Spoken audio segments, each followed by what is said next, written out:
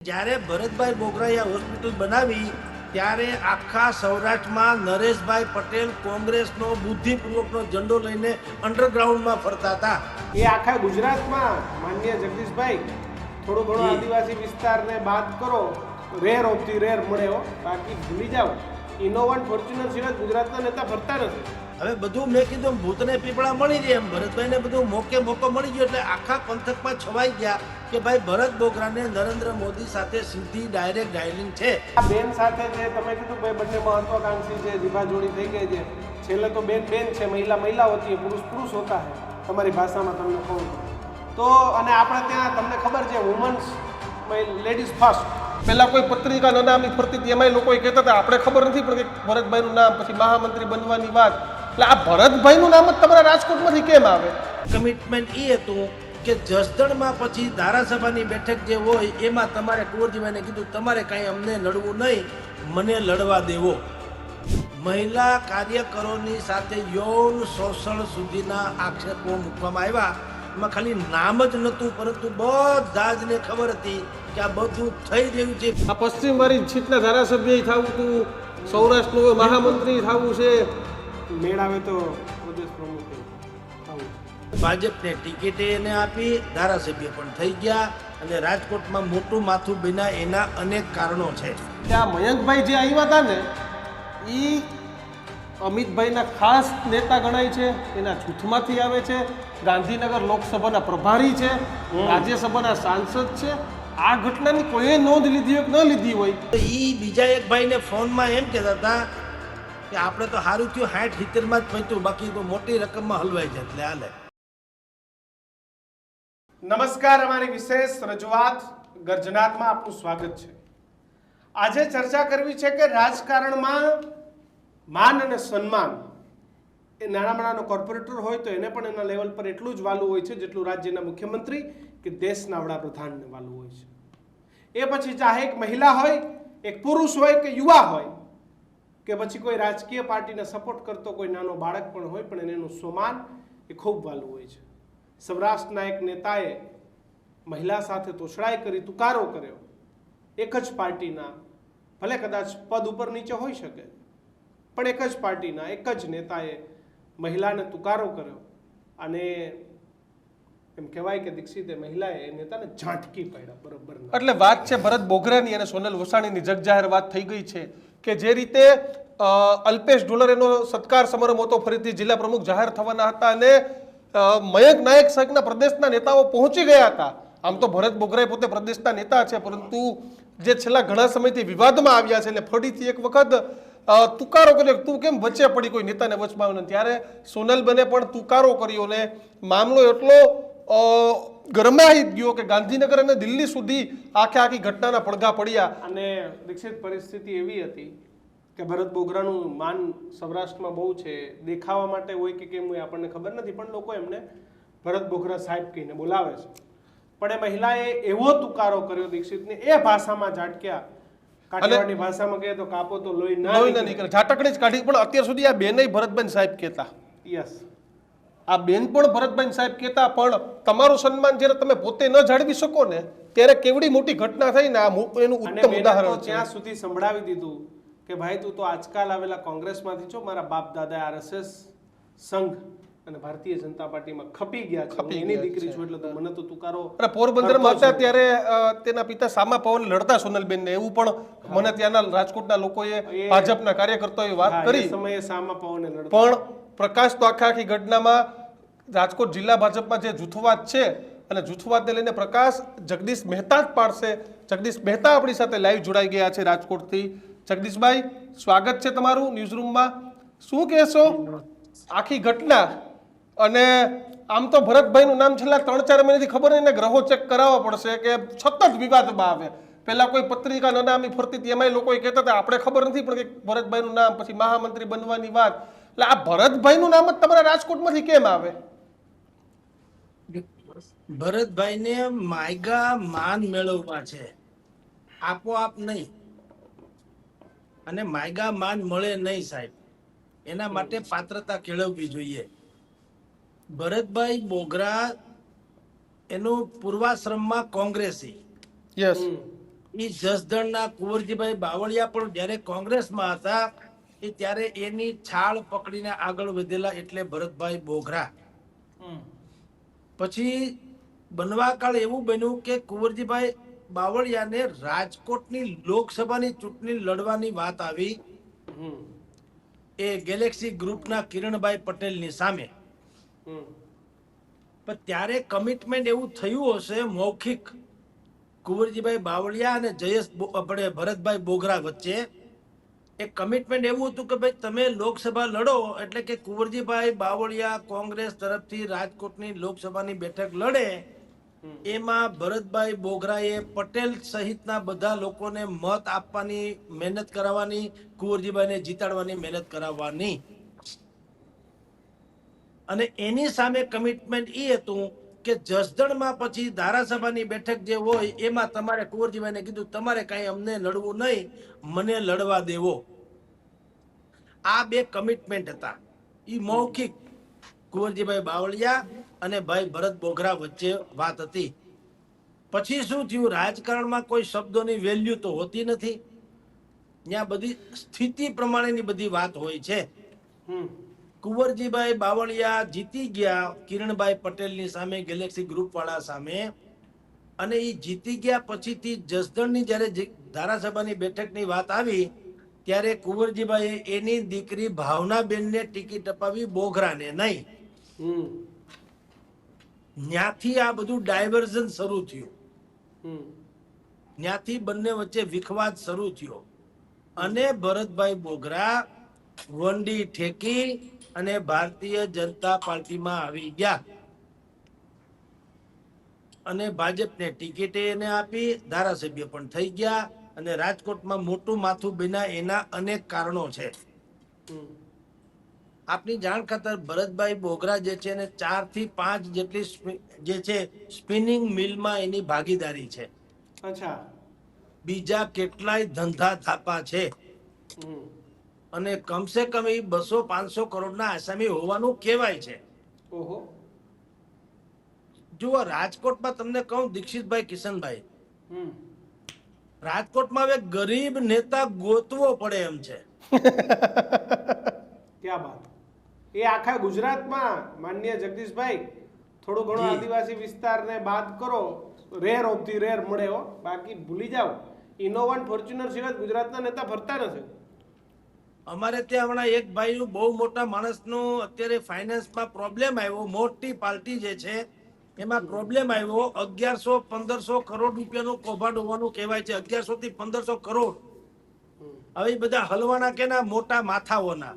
એમાં એક ભારતીય જનતા પાર્ટીના નેતા છે જેના 60 થી 70 કરોડ રૂપિયા હલવાના છે. તો ઈ બીજા એક ભાઈને ફોનમાં એમ કહેતા હતા કે આપણે તો સારું થયું 60-70 માં જ પહોંચ્યું, બાકી તો મોટી રકમમાં હલવાઈ જાય એટલે હાલે. 60-70 નાના કહેવાય. ઈ સિમ્પલ કહેવાય. એટલે હું તમને કહું છું કે રાજકોટમાં મોટા ભાગે ગરીબ તમારે નેતા ગોતવા હોય તો તમારે મરજીવાની જેમ તમારે તળિયા ઝાટક જવું પડે, લગભગ નહીં મળે. પણ જગદીશભાઈ આ બેન અને ભરતભાઈ એ વચ્ચે ડખો માથાકૂટ અત્યારે અમારા પાસે જે પહોંચી અડધી પડધી કે ભાઈ ભરતભાઈએ તુકારો કર્યો ને પછી બેને સામે ખખડાવીને કોક ભાઈ તું મને તુકારો કર તો આજથી હું તને તુકારો જ કરીશ. બાકી બેન કોકને એવું કહેતા હતા કે અત્યાર સુધી હું સાહેબ કહેતી હતી કે ભાઈ પ્રદેશના નેતા ઉપાધ્યક્ષ રિસ્પેક્ટ કરતી હતી, પણ ભરતભાઈ પોતે જ પોતાની રિસ્પેક્ટ જાળવી ન શક્યા. સોનલબેન જાડેજા અરે સોનલબેન વસાણી જે છે ઈ પણ ભરતભાઈ બોઘરાની જેમ મહત્વકાંક્ષી બેન છે. હવે રાજકોટમાં ભરતભાઈ બોઘરા રહે છે. રાજકોટમાં એને પરસોત્તમભાઈ રૂપાલાને જ્યારે ટિકિટ મળી ભારતીય જનતા પાર્ટીએ અમરેલીથી અહીંયા લડવાની વાત કરી ત્યારે સૌથી પહેલા દાવેદારી કરી હતી ભરતભાઈ બોઘરાએ. અને ઈ એટલી હદે ભાઈને ગમ્યું નતું પરસોત્તમભાઈને ટિકિટ મળી ઈ કે એરપોર્ટ ઉપર જ્યારે આખું ભારતીય જનતા પાર્ટીનું આખું મંડળ એને વેલકમ કરવા જ્યારે ગયા એમાં ભાઈ ભરતભાઈ બોઘરા ગેરહાજર રહ્યા હતા. અને કોઈ જાહેર સભામાં કે ક્યાંય ફોટોજેનિક રીતે જ્યાં શિસ્તને કારણે પક્ષને કારણે ફરજિયાત જવું પડ્યું હોય ત્યાં જ ગયા હતા. બાકી એની સાથે એકમાત્ર વ્યક્તિ અડીખમ રહ્યા હોય એનું નામ છે ભાઈ રામભાઈ મોકરિયા. એટલે ભરતભાઈ બોગરા મેં તમને કીધું એમ કે ઈ ફાસ્ટ ફૂડી એવા ઈ મૂડી માણસ છે, ફાસ્ટ ફૂડના મૂડી. રાતોરાત સુખી થયા હોય, રાતોરાત બધું એને થઈ જાવ ફાસ્ટ ફૂડની જેમ. એને જે 150 કરોડ રૂપિયાની આળેગાળેની જસદણ પંથકમાં જે હોસ્પિટલ બનાવી, આમાં એવું છે કિશનભાઈ, ભરતભાઈ, કેટલીક વખત એવું હોય ભાગશાળીને ભૂત રળે. ઈ એક કહેવત છે. એવી બીજી કહેવત છે, ભૂતને પીપળા મળી રહીએ. ભરતભાઈને પીપળા પણ મળી રહ્યા. શું થયું? એની ઉદ્ઘાટન છે, એને હોસ્પિટલ બનાવી 150 કરોડની. સાંભળો, એવડી મોટી કઈ હોસ્પિટલ હતી નહીં. 150 કરોડની હોસ્પિટલ વડાપ્રધાન આવ્યા ઉદ્ઘાટન કરવા. હવે એનો ખર્ચો 200-250 કરોડનો છે ઉદ્ઘાટન કરવા આવ્યા એનો.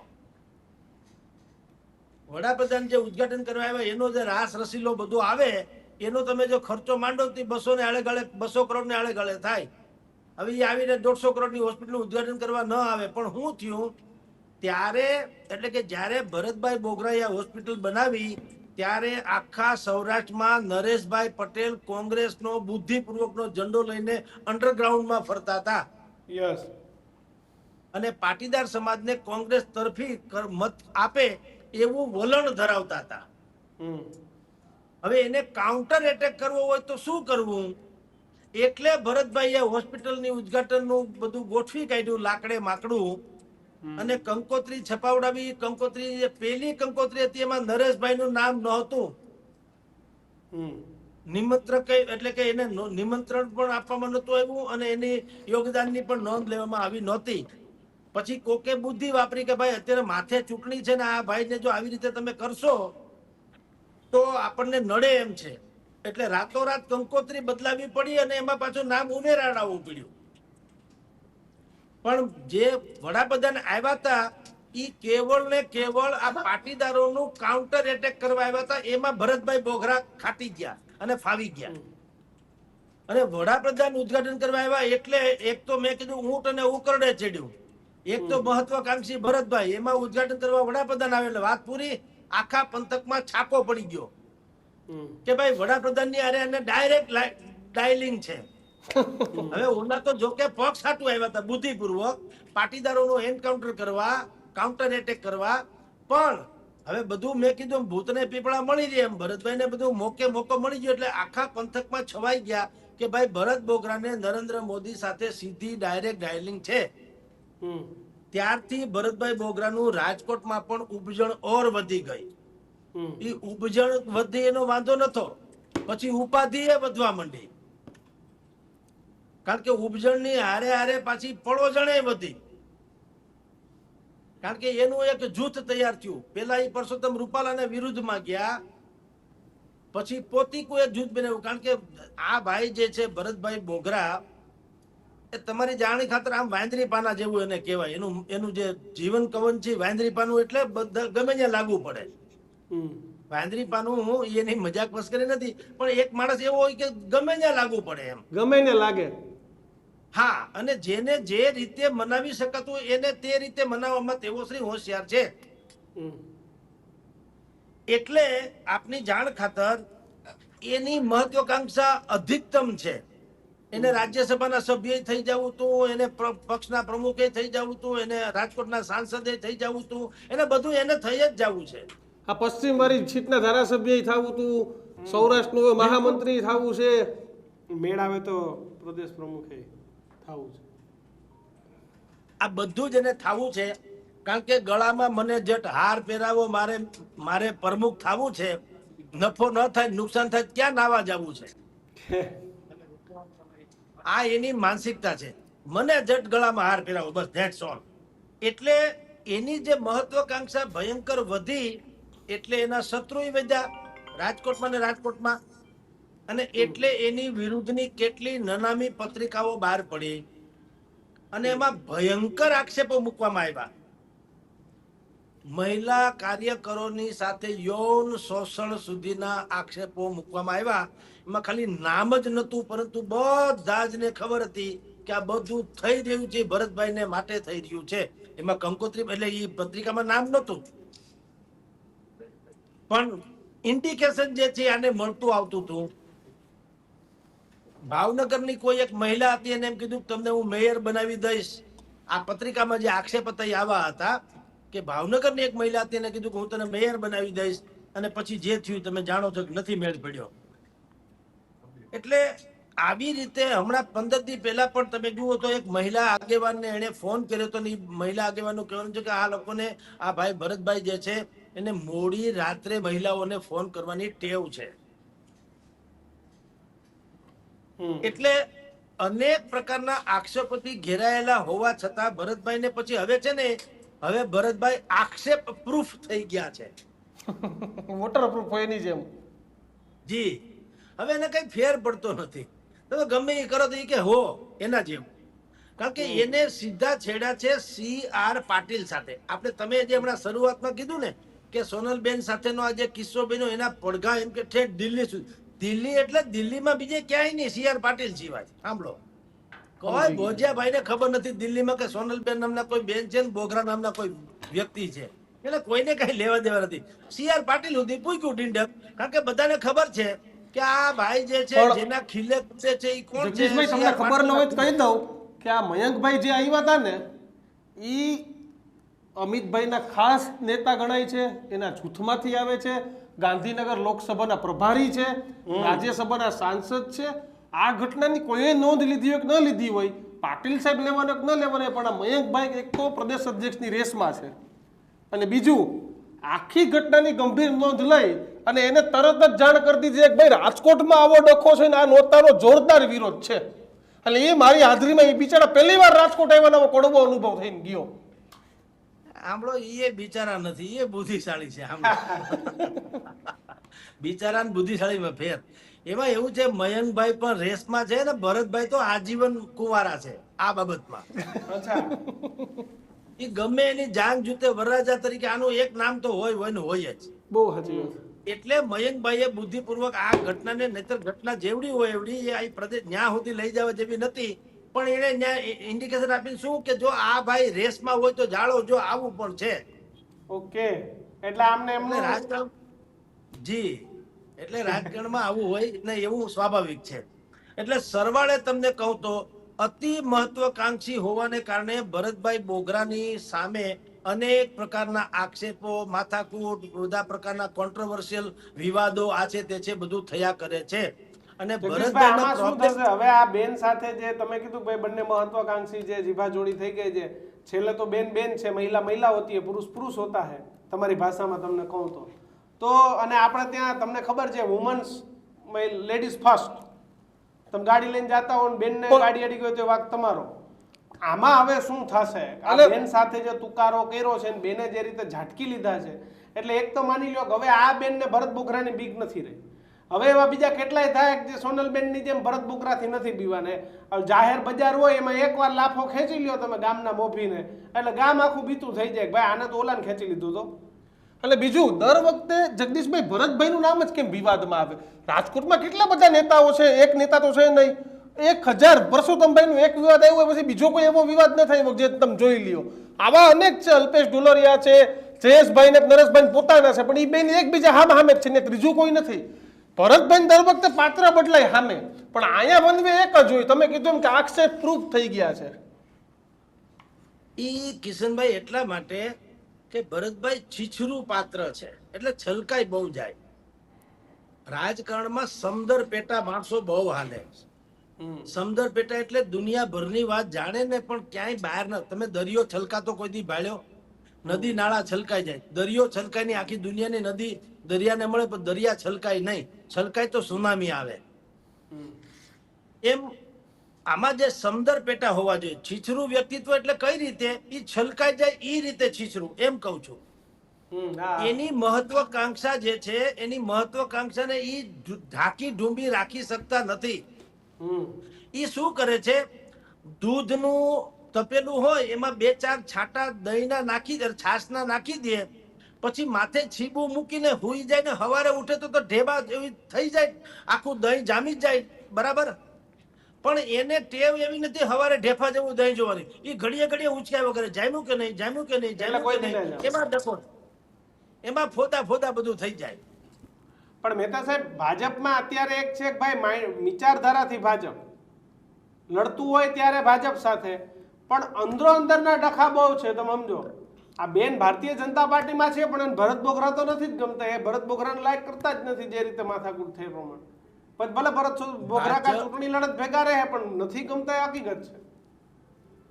કિશનભાઈ, હવે ભાજપ એક પક્ષ નથી રહ્યો, એ પાર્ટી. પાર્ટી એટલે કંપની છે,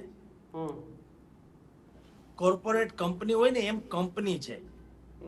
અને સમાજ સેવા અને લોક પ્રતિનિધિત્વ અને ફલાણું ઢીકણું ને વિચારધારા ને આ બધું હવે ચોપડીઓમાં છે. સાંભળો, ડેફિનેટલી હવે બજારમાં શું છે, તમારા ને મારા ખંભે ખાલી એક કેસરી અહીંયા તમે નાખી દો પટ્ટો, હરામ બરોબર તમારે કઈ કામ કરવાની જરૂર પડે તો ખાધું ખૂટે નહીં એટલું મળે, જો આવડે તો. નહીતર ઘણા બિચારા જે છે ઈ હા આસન્યા પાછળ વાળા હજી નેન્યા છે, પણ જેને આવડે એ લોકોના ગળામાં ખાલી કેસરી આમાં ખેસ પહેરી લે એટલે એની હાથ પેઢી સુધી ખાતા ખૂટે નહીં.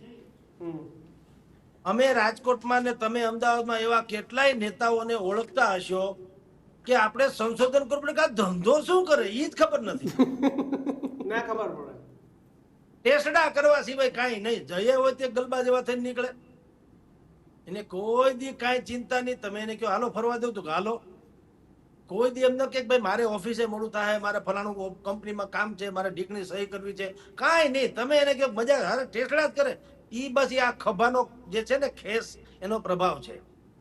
એટલે ભાઈ જે છે ભરતભાઈ બોગરા, ઈ મેં તમને પેલા કીધું, એક તો એની રીતે સુખી તો પહેલેથી છે જ. 4, 5, 6 સ્વીપિંગ જે કહેવાય છે આ મિલ, સ્પિનિંગ મિલ, એમાં એની પાર્ટનરશિપ છે ને એ બધું છે. ઈ ઉપરાંતના કેટલાય બીજા પણ એના વ્યવસાયો હોય અને એમાં ચારેકોર એનો ભાગ હોય. એટલે એમાં પૈસા તો ભગવાનની દયા છે. હવે એને ખૂટે છે હું આ પૈસાની રખેવાળી કરી શકાય એવો હોદ્દો. એ જનતા હાટું નહીં હો, જનતા બનતા કુછ નહીં, પણ આ બધું જે મેં પાયથરું છે આટલું બધું, એ પાયથરું એની સામે રખેવાળી તો થઈ શકવી જોઈએ. એ રખેવાળી કરવા હાટું એક એવી પોસ્ટ જોઈએ, ફૂફાડો રાખીને બેઠા જઈએ એટલે કોઈ કરડીને ગમે એમ ફૂફાડો મારો એટલે હંધાય નથી, બીતા પડે. સાહેબ આમાં શું એટલે થશે? આખરે એની સમજાવવાના પ્રયત્ન થશે કે આ લડાઈ આ આગળ મોટી સ્વરૂપ ધારણ કરશે? ના ના, કાંઈ થશે નહીં. જુઓ, બુદ્ધિપૂર્વક ભરતભાઈ બોગરાનો અત્યારે ભારતીય જનતા પાર્ટીના તથાકથિત રીતે પ્રદેશ અધ્યક્ષ થવાનો કાંકરો પેલા તો નીકળી ગયો, નંબર 1. નંબર 2, જસદણમાં ભરતભાઈ હોય તો જ એમ કે ભારતીય જનતા પાર્ટીના કુકડા બોલે એવું નથી. હવે ત્યાં સોનલબેન વસાણીના પણ સિક્કા પડવા માંડશે, તો જ એને પ્રોટેક્શન મળ્યું હોય. તમારી જાણ ખાતર બેન સોનલબેન ને જે રીતે મયંક નાયકે બુદ્ધિપૂર્વક ઉપર સુધી વાત પહોંચાડીને તથાકથિત રીતે એની વેદના સાંભળી કે ન્યાય આપવાની વાત કરી, ઈ પુણે પૂર્વક ભરતભાઈ બોગરાનો કાંટો કાઢવા જેવી વાત છે. પણ જગદીશભાઈ આ તો ભાજપ છે, party with different, cadre base party, મહિલાઓના માન સન્માનની વાત આવે અને જ્યારે આવું કંઈક થાય ત્યારે ભાજપના નેતાઓ કે ખાલી કોંગ્રેસમાં હાલતું હોય છે, ભાજપમાં તો બહુ મહિલાનું માન સન્માન થાય છે. અને એ જ ભાજપના પ્રદેશ અધ્યક્ષ કોઈ મહિલાને જગ જાહેર તુકારો કહીને બોલાવે, તમે કીધું એમ રાત્રે ફોન કરવાની ટેવ રાખે, આ વસ્તુ કેટલી વ્યાજબી ભાજપ માટે છે? સાહેબ, આપણે એમાં એવું કરવું જોઈએ, જે સનાતન સત્ય છે એ કહેવું જોઈએ. આ મહિલાઓના સન્માન ને સ્ત્રી સશક્તિકરણ ને બેટી બચાવો બેટી પઢાઓ ને આ બધી વાતો જે છે એ જેટલી દેખાય છે એટલી વાત નથી. આમાંના અડધા પડધા લોકો જે છે એના જે છે પગ લપસણા પગ છે. 12 વર્ષે બોલી બદલે, તરુવર બદલે શાખા, પણ બચપણના કેસ બદલે પણ લખણ ન બદલે લાખા. મેં તમને કીધું એમ વિચારધારા આધારિત હવે ભારતીય જનતા પાર્ટી પણ ક્યાં રહી છે?